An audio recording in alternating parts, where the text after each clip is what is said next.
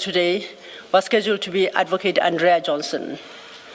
She unfortunately will not be available today to testify, and her counsel is ready to address the Commission on the circumstances leading to this state of affairs. Thank you, Chair. Thank you, Mr. Lo. Yes, Mr. Bodlani. Thank you, Commissioners. Shortly before my arrival on the venue this morning, the representative of the client received a telephone call from one of Advocate Johnson's protectors informing us that she is not able to be with us. They are rushing her to hospital. I don't know what has happened. This happened this morning? This happened this morning as we were on the way to the venue.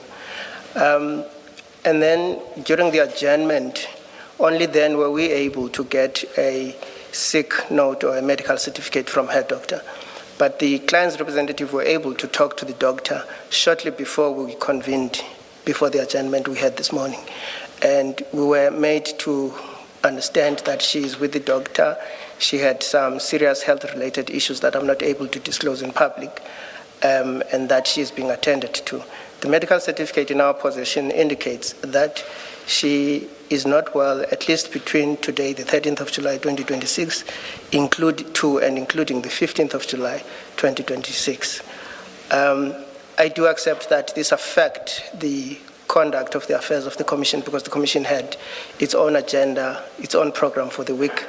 But the circumstances are such that, as my colleague, Ms. Silo has indicated, we are not able, the Commission would not be able to conduct its business today in circumstances where the person who was scheduled to be here is not able to be here. Thank you, Mr. Bodlani. I think at least twice you referred to the representative of your client. So, guys, there you have it, guys. There you have it, guys. Advocate Johnson was supposed to appear today. Remember, Advocate Johnson, she's the head of IDAC, and then she was also said to be a friend to General Khan, who also was not able to appear because of being hospitalized. So we hear today that she's not able to appear because of being hospitalized. This morning, it seems like whatever happened while they were on their way to Madlanga. And then they had to now, instead of going to Madlanga, then rush to hospital and stuff. So it's a very unfortunate state of affairs, guys. Our people are getting sick. Our people are getting sick when it's time to appear before Madlanga. So it's quite interesting. I was actually just referring back to what happened recently, or the people who were not able to at least appear before Madlanga due to illness. So you'll remember we have here on the top left, we've got Suleiman Karim. That's a businessman from Northwest. He was not able to appear before the commission, I think because he had heart attack days before the commission, or appearing before the commission.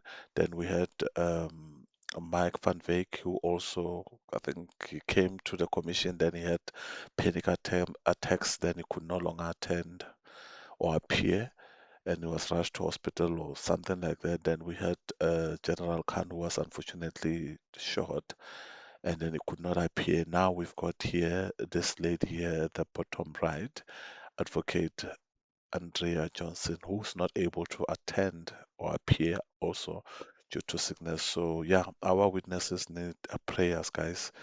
They really do need prayers. They are not well. They are not able to attend due to sickness. So Madlanga Commission for today, there's nothing that can happen because the evidence cannot be led in absentia, and then there's no substitute witness, unfortunately. One would have expected Madlanga to be ready and have a witness ready for such, but well, it's not happening. They don't have a witness. So it's quite unfortunate, guys. No Madlanga today until tomorrow. With General Khan. Yes, Chair. Why not in this instance? But as I say, I think I know why. In fact, it's not even thinking, I know why. Thank you, Chair. I was going to address the commissioners on that. to say that we do appreciate that the Commission is operating under exceptionally tight timelines, and we considered the possibility of, quote-unquote, saving the day so that the Commission sitting doesn't collapse entirely today.